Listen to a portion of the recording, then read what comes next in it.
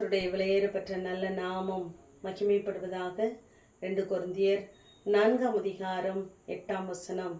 நாங்கள் எப்பக்கத்தில் நெருக்கப்பட்டும் ஒடுங்கி போகிறதில்லை, கலக்கம் அடைந்தும் மனம் முறிவடைகிறதில்லை என்று அப்போஸ்தலனாகிய பவுல் எங்களுக்கு வரும் சகல உபத்திரவங்களிலும் அவரே எங்களுக்கு ஆறுதல் செய்கிறவர் என்று சொல்லிவிட்டு அங்கு கொரிந்து பட்டணத்தில் உள்ள தேவனுடைய சபைக்கு இப்படியாக எழுதுகிறார். எப்பக்கத்தில் நெருக்கப்பட்டாலும் நாங்கள் ஒடுங்கி போகிறதில்லை, மனம் முறிவடைகிறதில்லை, கைவிடப்படுகிறதில்லை, மடிந்து போகிறதில்லை என்று சொல்லுகிறார். ஏனென்றால் அந்த மகிமையின் கிறிஸ்துவாகிய ஒளி எங்கள் இருதயங்களிலே பிரகாசித்திருக்கிறது. ஆகவே நான் பேசுகிறேன் என்று சொல்லுகிறார். அந்த விசுவாசம் அவருக்குள் இருந்ததினால்தான் இப்படிப்பட்ட தைரியமான வார்த்தைகளை சொல்ல முடிந்தது. பரிசுத்த ஆவியானவர் நமக்குள் இருப்பாரானால் நாமும் தைரியமாய் இப்படிப்பட்ட வார்த்தைகளை அறிக்கையிடுகிறவர்களாய் இருக்க வேண்டும். 13 சொல்லுகிறார், விசுவாசித்தேன் ஆகையால் பேசினேன்.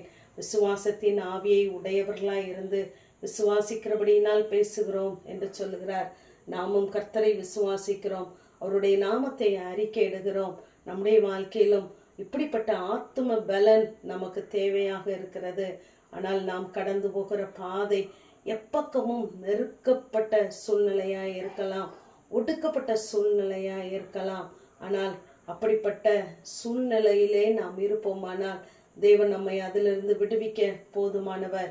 ஏசாயா 38 எசேக்கியா சொல்லுகிறார், தன்னுடைய வாழ்நாள் அங்கு குறிக்கப்பட்ட போது தேவ சமூகத்திலே அவர் அழுது புலம்பி நாட்களை மீண்டுமாய் பெற்றுக்கொண்டார். அப்பொழுது அவர் சொல்லுகிறார், தன்னுடைய வியாதி நீங்கி சுஸ்தமான போது 13 அவர் சிங்கம் போல என் எலும்புகளை எல்லாம் நொறுக்குவார், இன்று இரவுக்குள்ளே என்னை முடிவடைய பண்ணுவீர்.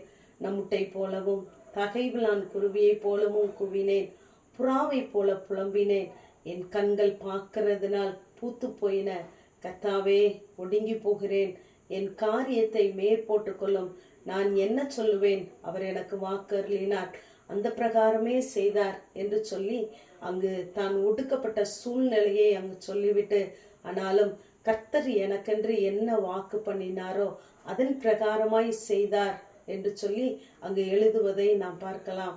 நம்முடைய வாழ்க்கையிலும் நாம் அநேக நேரங்களிலே இப்படிப்பட்ட சூழ்நிலைகளிலே ஒடுக்கப்பட்டு கைவிடப்பட்டு மனம் முறிவடைந்து கடந்து செல்லும் பொழுது கர்த்தர் நமக்கு தந்த வார்த்தையை நாம் நினைவுறுகிறவர்களாய் இருக்க வேண்டும்.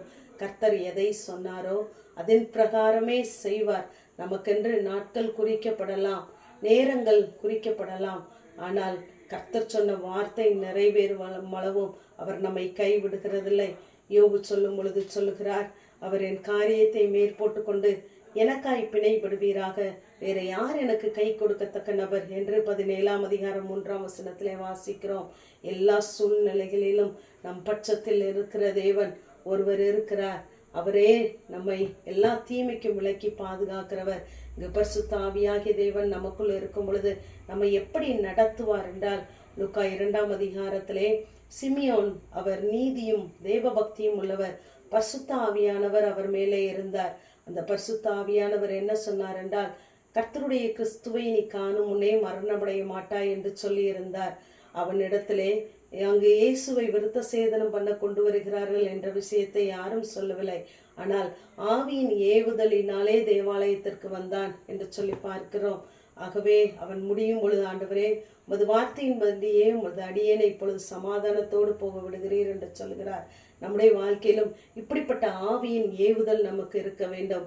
எந்த ஒரு காரியத்தை செய்யும் பொழுதும் செய்ய வேண்டுமா செய்ய வேண்டாமா என்ற தேவ சமாதானம் நமக்குள்ளாய் இருந்தால் நாம் எப்பக்கத்தில் நெருக்கப்பட்டாலும் தேவனுடைய வார்த்தை நம்மிலே நிறைவேறும் அளவும் தேவன் ஒரு நாளும் நம்மை விட்டு கொடுக்க மாட்டார், ஒப்பு கொடுக்க மாட்டார், கைவிட மாட்டார், மடிந்து போக விட மாட்டார்.